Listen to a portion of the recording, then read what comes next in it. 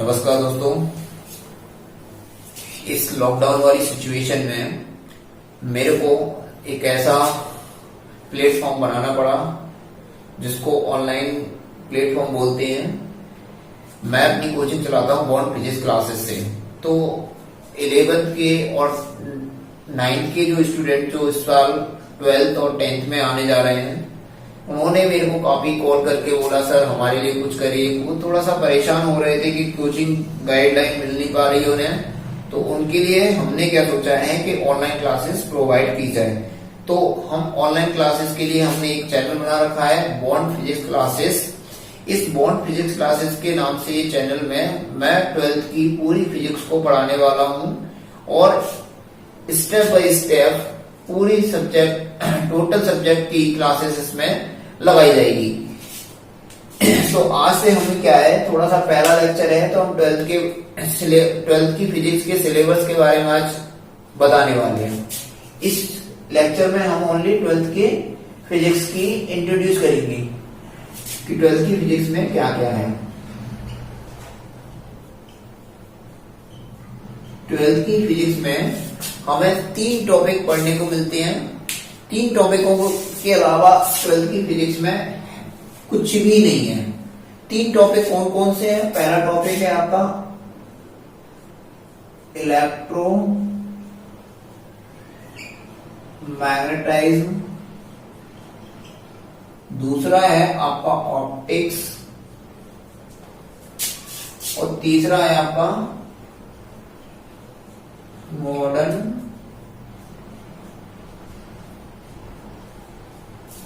Physics. ये 3 topic आपको 12th की पूरी फिजिक्स यहां से लेकर आपकी 12th की फिजिक्स में 10 यूनिट है। 10 यूनिटों में आपको ये 3 टॉपिक ही पढ़ने हैं। एक पहला टॉपिक है इलेक्ट्रोमैग्नेटाइज्म, ऑप्टिक्स और मॉडर्न फिजिक्स। तो मैं आपको बता रहा हूं कि 10 यूनिट है तो इसमें से आप इलेक्ट्रोमैग्नेटाइज्म है ना 1 से लेकर 5 यूनिट तो इसी में कंप्लीट हो जाती है आपकी। ये सबसे बड़ा टॉपिक है पूरे 12th की फिजिक्स में। फिर उसके बाद 6 और 7 यूनिट आएंगी, वो आपकी यहां पे कंप्लीट हो जाती है ऑप्टिक्स का। और 8, 9 और 10 करके जो यूनिट हैं वो आपकी बनती है मॉडर्न फिजिक्स की। तो इस तरीके से आपके सिलेबस को रखा गया है। अब बात ये आती है कि इलेक्ट्रोमैग्नेटाइज्म एक्चुअलिटी में क्या है, ऑप्टिक्स क्या है और मॉडर्न फिजिक्स क्या है। इन टॉपिकों के बारे में मैं अभी थोड़ी देर में आपको बताऊंगा। पहले मैं आपको 12th की यूनिटों के नाम यहां पे बताने वाला हूं। ये 10 यूनिटों के नाम क्या क्या है। तो सबसे पहली यूनिट है ना वो है इलेक्ट्रोस्टैटिक्स। पहली यूनिट का नाम क्या है? इलेक्ट्रोस्टैटिक्स। दूसरी यूनिट है उसका नाम है इलेक्ट्रिक करंट। तीसरी जो यूनिट है वो है आपकी magnetic effect.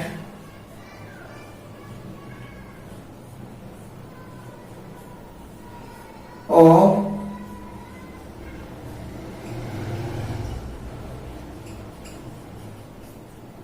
Magnetic effect of electric current.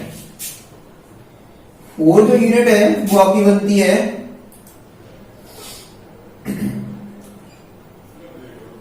Electro magnetic induction.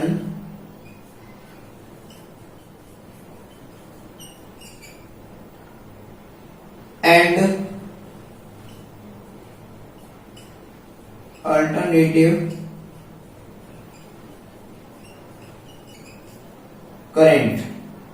जो 5 यूनिट का नाम है वो है इलेक्ट्रोमैग्नेटिक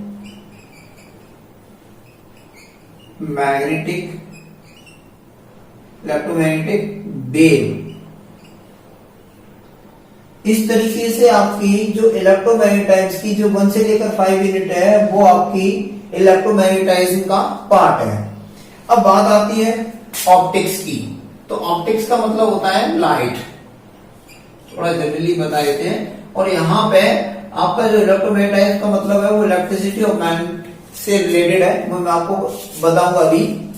607 यूनिट है आपका। यहाँ पे ऑप्टिक्स का 6 यूनिट बनती है, वो बनती है आपकी रे ऑप्टिक्स एंड ऑप्टिकल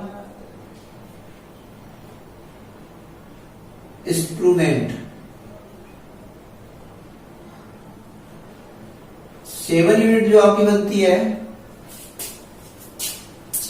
वो है वेव ऑप्टिक्स।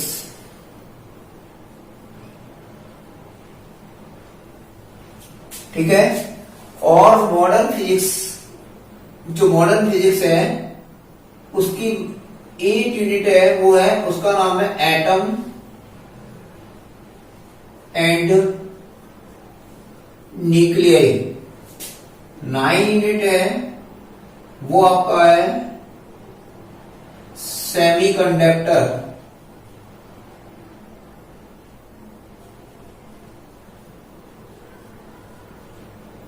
और जो 10 यूनिट है वो है कम्युनिकेशन। इस तरीके से आपकी 10 यूनिट पूरी कंप्लीट होती है।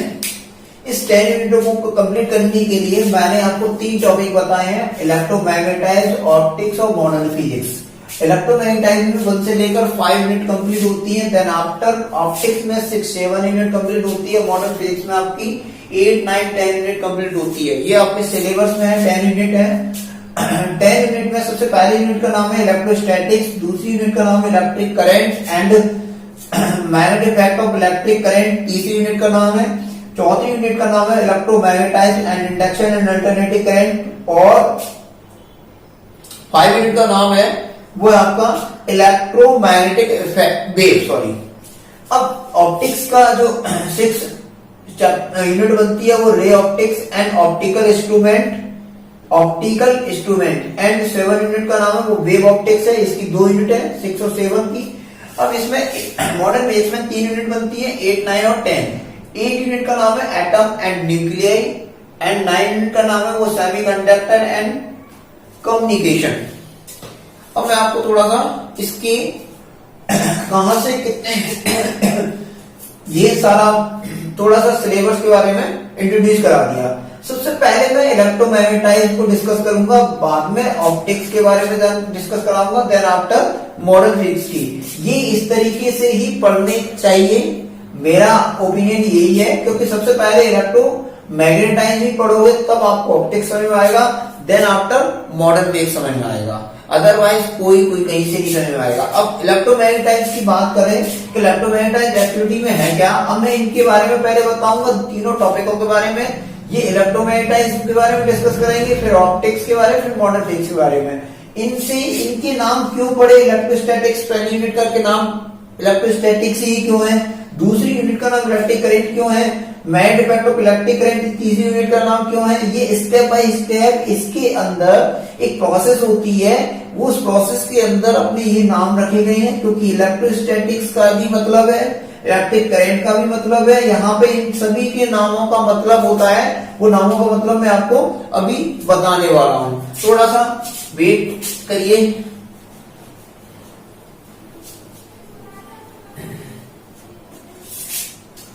सबसे पहले हम इलेक्ट्रोमैग्नेटाइज को जान लें कि इलेक्ट्रोमैग्नेटाइज एक्टिविटी में है क्या।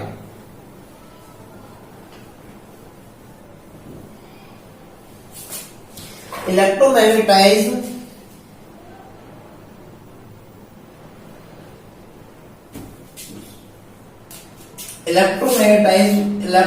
दो वर्डों से मिलकर बना हुआ है,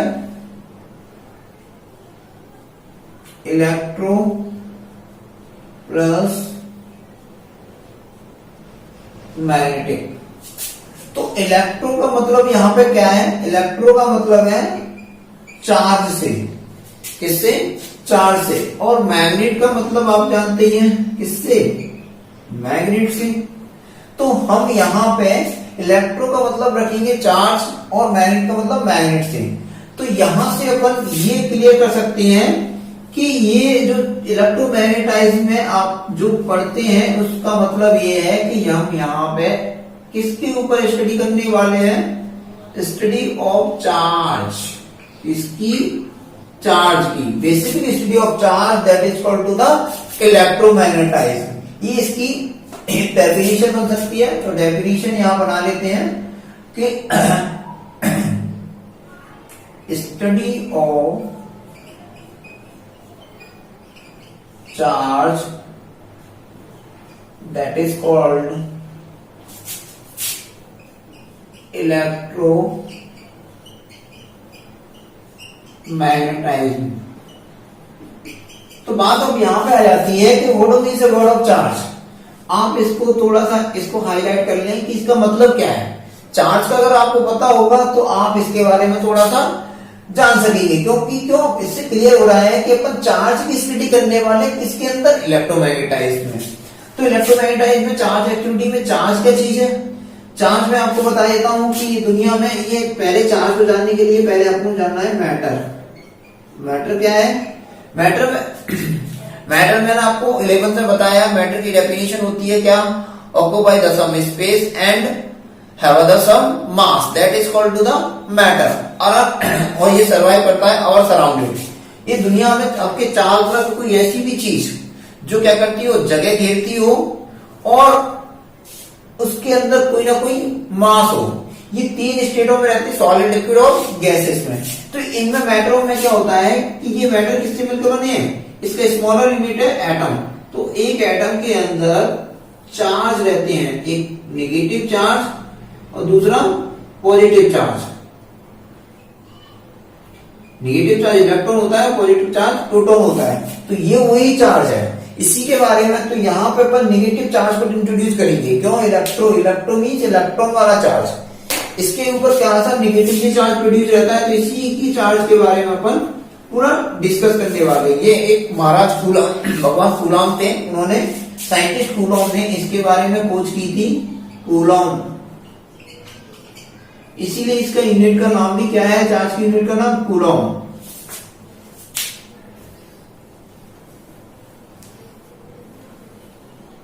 ठीक है, तो इलेक्ट्रोमैग्नेटाइज्म का मतलब क्या है, basically study of charge that is called to the इलेक्ट्रोमैग्नेटाइज्म।